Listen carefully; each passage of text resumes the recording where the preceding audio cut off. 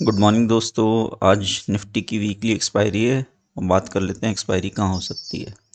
वैसे तो इस मार्केट में प्रेडिक्शन का कोई सेंस बन नहीं रहा क्योंकि 3-4 दिन हो गए निफ्टी 100 पॉइंट की रेंज में ही भाग रहा है। गैप डाउन होता है तो रैली आ जाती है, गैप अप होता है सेलिंग आ जाती है। लाइफ टाइम हाई 2-2 3-3 पॉइंट के लगा के मार्केट नीचे आ रहा है। तो न बुल्स को कुछ मिल रहा है न बियर्स को। इस तरह का मार्केट है। लेकिन चार्ट में हम चलेंगे, लेकिन ये इंपॉर्टेंट बात सुनना, यही फेजेस होते हैं मार्केट के जिसमें ट्रेडर अपनी कैपिटल गवा देता है फ्रस्ट्रेशन में। कुछ लूजिंग पोजीशन है उसको एवरेज और एवरेज, चला आज नहीं गिरा तो कल गिर जाएगा, आज नहीं बढ़ा तो कल बढ़ जाएगा, इस वीक तो बढ़ जाएगा करके 1-2 हफ्ते में साफ हो जाते हैं। तो ये गलती मत करना। मेरी मेंबर्स कम्युनिटी में मैं मनी मैनेजमेंट के कुछ कॉन्सेप्ट सिखाता हूँ। उनमें से एक बहुत इंपॉर्टेंट कॉन्सेप्ट है 80-20 रूल। ठीक है, कमेंट करके बताओ 80-20 रूल जानते हो या नहीं जानते हो। ठीक है, सिंपल वे में 80-20 रूल ये है कि जो भी मेरा फंड है मैं फॉलो करता हूँ। जो भी मेरा फंड है 80% फंड मैं दूर के ऑप्शंस में रखूँगा, जून जुलाई सितंबर या इवन दिसंबर 24। 80% फंड तो वो एक सेफ्टी नेट देता है, स्पेशली इलेक्शंस में। तो और जो 20% फंड है उसको मैं डिस्ट्रीब्यूट कर लेता हूँ, कुछ इंट्राडे में यूज़ कर लिया, कुछ वीकली, कुछ मंथली एक्सपायरी। लेकिन क्योंकि 80% फंड दूर की पोजीशंस हैं, सेफ माना जाता है। ठीक है, तो इस तरह के फेजेस के मार्केट 3 दिन से एक रेंज में है। इंडिया विक्स क्रैश हो गया, इस सबसे घंटा फ़र्क नहीं पड़ता। जिस तरह से रेंज में है, जिस तरह से गिरा है, उसी तरह से इंडिया विक्स उसी तरह से बढ़ भी जाएगा, मार्केट भी रेंज से बाहर आ जाएगा। मेरे पास टाइम है, टाइम इज़ मनी ना। मार्केट में भी टाइम इज़ मनी, लाइफ में भी टाइम इज़ मनी। तो ये 80-20 रूल फॉलो करना बहुत ज़रूरी है, नहीं तो ख़त्म, कैपिटल ख़त्म तो कुछ नहीं। तो मेरे अगर फॉलोअर हो आप या थोड़ा भी मानते हो तो भाई एक चीज़ फिक्स कर लो। वैसे तो मेंबर्स पोल किया था, 90% लोग 80% 80-20 रूल फॉलो कर रहे हैं ना, मतलब दूर की पोजीशंस में बैठे हैं। इसलिए मेंबर्स को मेरे कोई फ़र्क नहीं पड़ता, मार्केट चले नहीं चले, गलत हो जाए, मेरे साथ बिंदास रहते हैं। लेकिन अगर आप ये नहीं कर रहे हो तो भाई आज से ये चीज़ फिक्स कर दो, कम से कम 80% फंड जून या उसके बाद की एक्सपायरी में होना चाहिए। आप बुलिश हो बियरिश हो, doesn't matter. Money management rule है, इसका मार्केट के ऊपर जाने नीचे जाने से कोई लेना देना नहीं है कि आप बोलो या बियर। 80% फंड दूर के ऑप्शन में कम से कम जून या उसके बाद, अगर आप मेरे फॉलोअर हो तो। बाकी 20% से आपको जो करना है, intraday, weekly, expiry trade, monthly, जो कीड़े हो रहे हैं सट्टेबाजी के कर लो भैया। लेकिन 10 लाख के कैपिटल पे एक 10,000 से कर भी लिया कुछ एक्सपायरी ट्रेड, चला नहीं चला, 50% प्रीमियम लॉस बुक कर लिए, 5,000 लॉस होगा, 10,000 लॉस होगा, बियरेबल है। लेकिन लोग 10 लाख लगा दोगे एक हफ्ते के लिए, एक महीने के लिए, तो मार्केट आपको ख़त्म करके ही मूव देगा। बात पसंद आई हो तो भाई लाइक करना, और लाइक करके बताना कितने लोग मनी मैनेजमेंट रूल फॉलो कर रहे हैं, करना चाहते हैं और आगे भी करेंगे। क्योंकि जून में जिसके पास है 80% फंड, वो ये 20% कितना भी लॉस दे दे, वो 80% बहुत बड़ी ताकत है। ठीक है, चार्ट पे चलते हैं।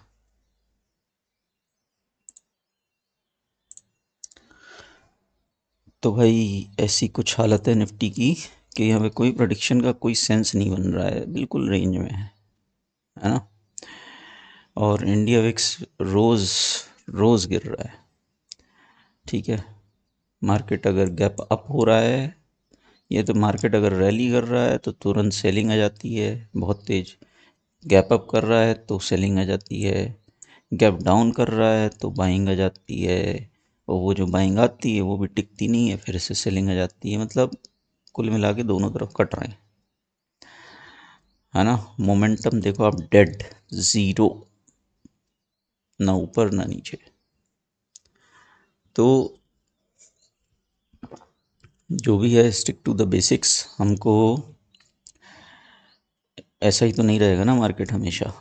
यही फेज़ है जिसमें जो लोग सरवाइव कर जाएंगे वो ब्रेकआउट किसी भी तरफ होगा, 22,550 के ऊपर या फिर 22,350 मान लो इसके नीचे। कहीं तो जाएगा मार्केट 100 पॉइंट ऊपर या 100 पॉइंट नीचे।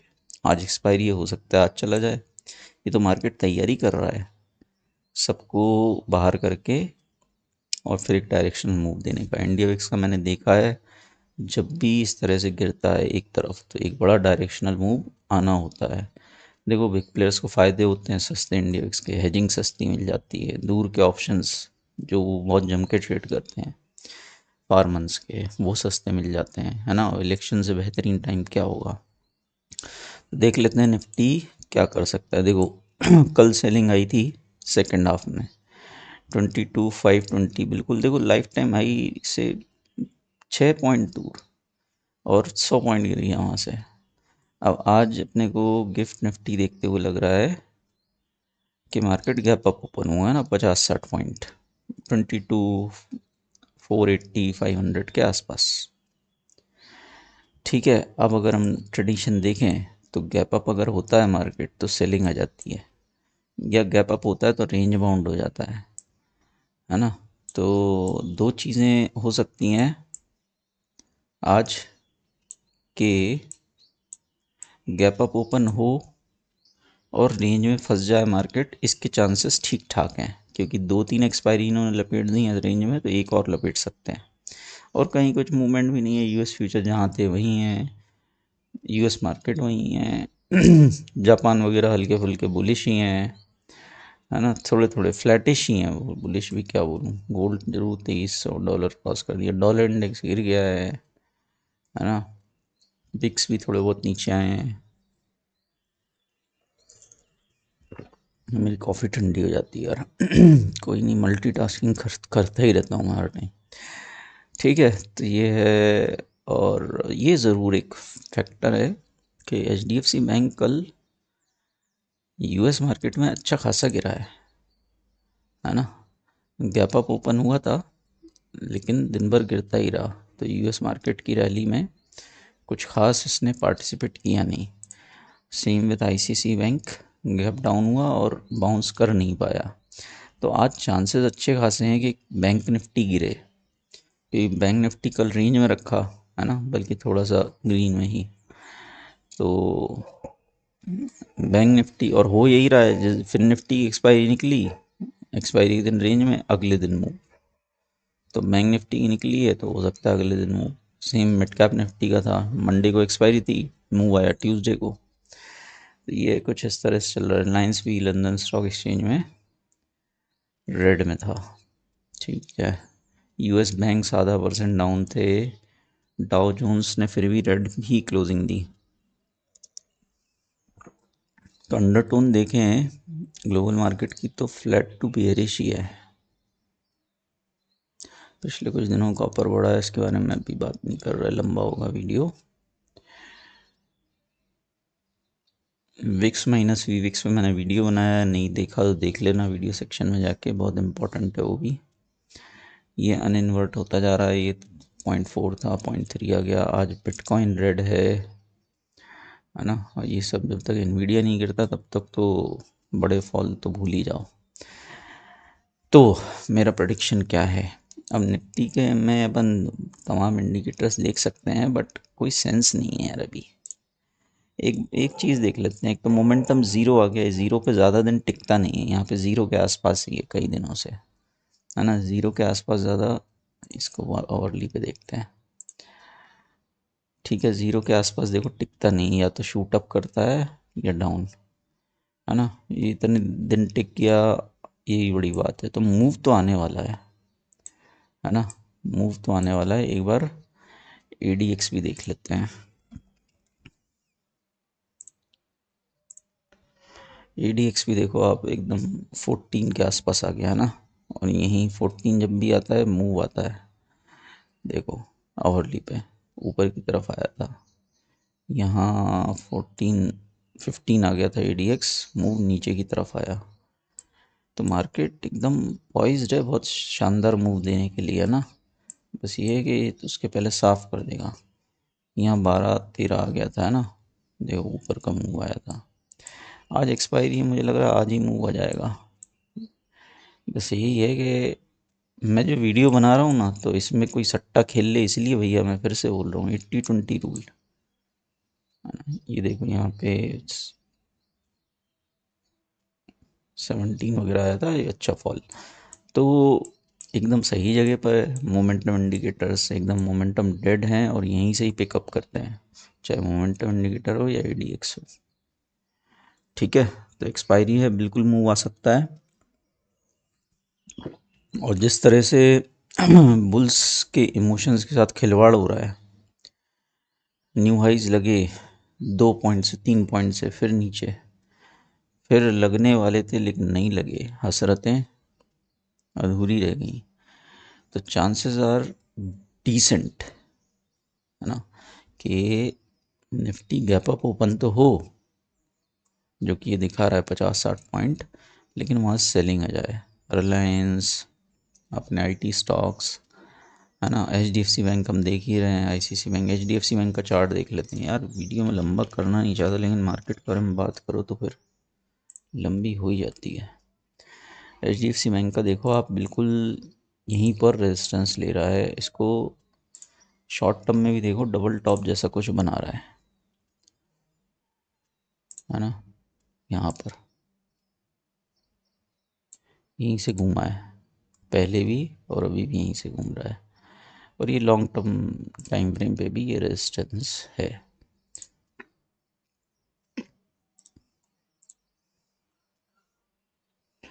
ना। ये देखो 1480 से लेके 1500, यहीं से बड़े बड़े फॉल आए हैं हर बार, है ना। तो 1500 क्रॉस नहीं कर रहा जब तक HDFC बैंक, आज तो गैप डाउन ही खुलना चाहिए। तो चांसेस नीचे के हैं, ना। तो मैं अपनी शीट पे चलता हूँ।